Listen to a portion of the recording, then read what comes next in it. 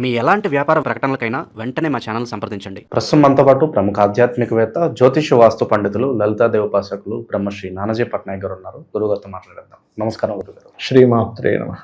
గురుగారు, మే మాసం ముఖ్యంగా మేషరాశి వాళ్ళకి ముందుగా ఈ మాసంలో ఎదురయ్యే లాభ నష్టాలు, మంచి చెడులు ఏ విధంగా ఉండబోతున్నాయి? వీళ్ళు ఎలాంటి జాగ్రత్తలు తీసుకోవాలంటారు? మే మాసంలో ముందుగా అసలు గ్రహస్థితి ఏ విధంగా ఉంది అనే విషయం కనుక మేషం నుంచి చూసుకుంటే, మేషం వారికి 12వ స్థానంలో శని కుజుడు ఉన్నారండి. ఈ కుజుడు 12వ తేదీ నుంచి మేషంలోకి వచ్చేస్తున్నాడు.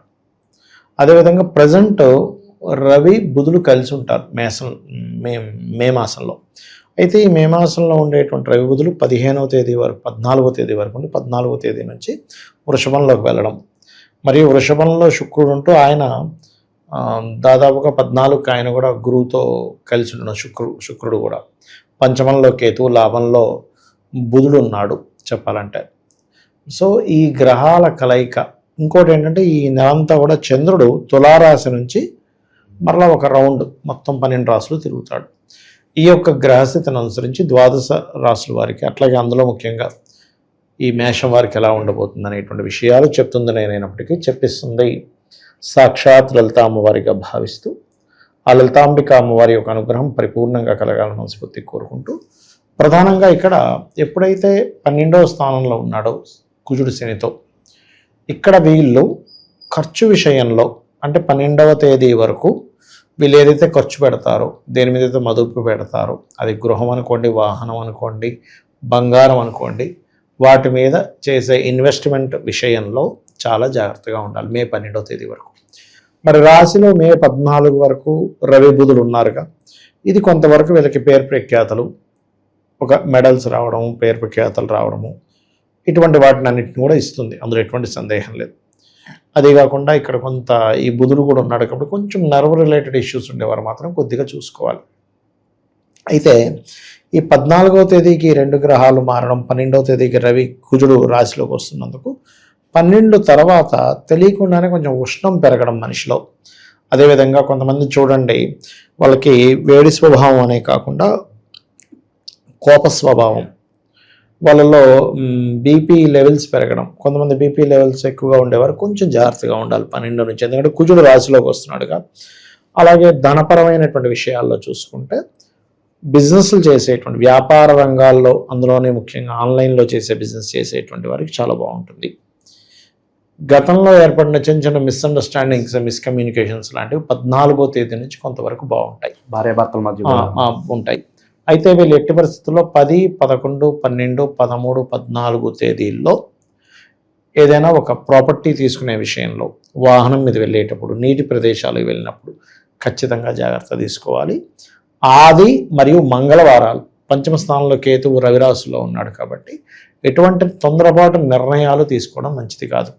ఈ నెలలో వీళ్ళకి అప్పులు లభిస్తాయి. అప్పు కొంతవరకు క్లియర్ చేసుకోవడానికి కూడా ఆస్కారం పెరుగుతూ ఉంటుంది. ఈ నెలలో 14వ తేదీ లోపల వీళ్ళు ఏదైనా వివాహం కోసం చేసే ప్రయత్నాలు కూడా ఫలిస్తాయి. ఎందుకంటే సప్తమాధిపతి అయినటువంటి శుక్రుడు 2లో ఉన్నాడు. దీనివల్ల కేవలం వివాహం కోసం చేసే ప్రయత్నం ఒకటే ఫలించడమే కాకుండా వీళ్ళకి పార్ట్నర్స్ మూలంగా, లేకపోతే జీవిత భాగస్వామి మూలంగా కొంతవరకు ఆర్థికంగా వచ్చే కొంత సపోర్ట్ వీళ్ళకి లభించడము, ఇటువంటివి ఉంటాయి. కాకపోతే వీళ్ళకి ఏదైతే ఇప్పుడు ఉద్యోగ సంబంధించినటువంటి అంశంలో ఈ దశమాధిపతి 12వ స్థానంలో లగ్నాధిపతితో ఉన్నందుకు ఉద్యోగం విషయంలో అభివృద్ధి రావాలన్నా, కొత్త ఉద్యోగం రావాలన్నా ఉన్న ప్రదేశంలో కాకుండా వేరే ప్రదేశాలకు కనుక వెళ్తున్నట్లయితే బాగుంటుంది.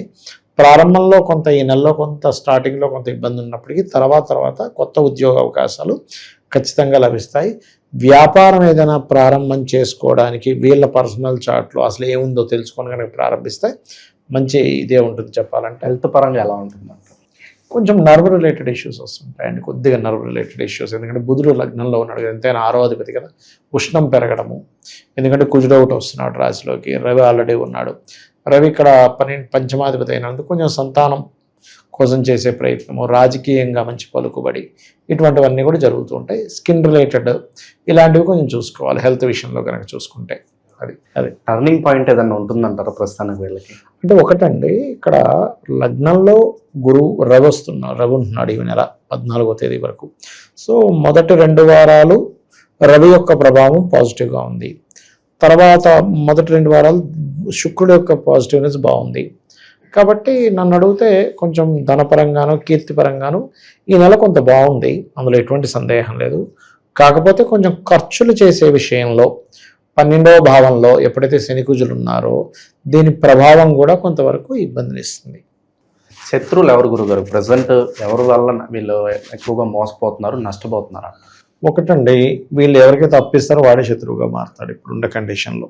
ఎందుకంటే బుధుడు లగ్నంలో ఉన్నాడుగా ఈ మాసంలో, పర్టికులర్గా మీకు 14వ తేదీ వరకు. సో 14వ తేదీ వరకు అప్పు ఇవ్వడం, అప్పిచ్చి వాడి ద్వారా మనం ఏదో ఇన్వెస్ట్మెంట్ చేయించడం, ఇన్వెస్ట్మెంట్ చేయడం వల్ల కొంత శత్రుత్వాలు, ఉద్యోగంలో చేస్తున్న ఉద్యోగంలో కొలిక్కే ఇప్పటివరకు స్నేహంగా ఉన్నాడేంటి ఇప్పుడు ఇలా ప్రవర్తిస్తున్నాడేంటి అనేటువంటివి కొన్ని అనుభవాలు వీళ్ళకి ఎదురవుతూ ఉంటాయి.